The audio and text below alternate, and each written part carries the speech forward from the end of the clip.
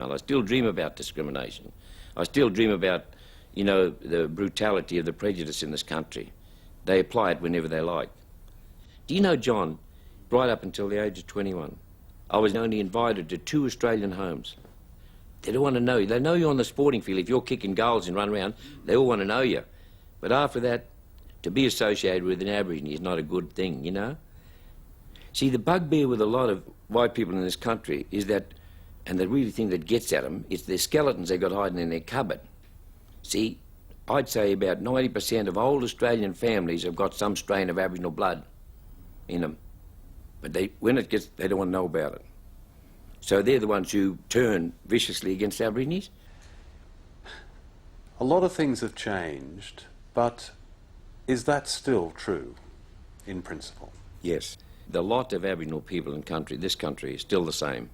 Living in car bodies, ran down houses, no bitumen roads on the reserves, getting trachoma, diabetes rampant, and poor water to drink. No employment opportunities on these reserve and settlements. Oh, it's still the same, John, as you saw it there 30 years ago, you and I with my poor mum. It's still basically the same in many communities right throughout Australia. Sure, education's improved in some areas here and there. We've got more employment opportunities, but we've not gone that big step that we should have taken. It's really a tragedy.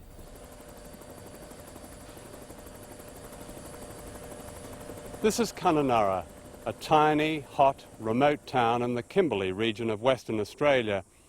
The Olympic torch will come through here on its way to Sydney, and you can be sure that most of the population will be out to cheer it on, except those Aboriginal people who won't be able to see it.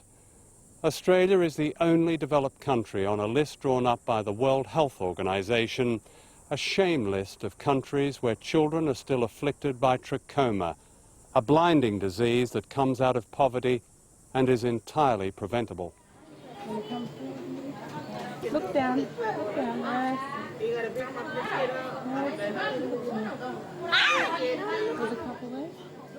This medical team made a spot check half a mile from the route that the Olympic torch will take. The small children were all underweight and suffering anemia and hookworm. A third of all the children and adults had trachoma.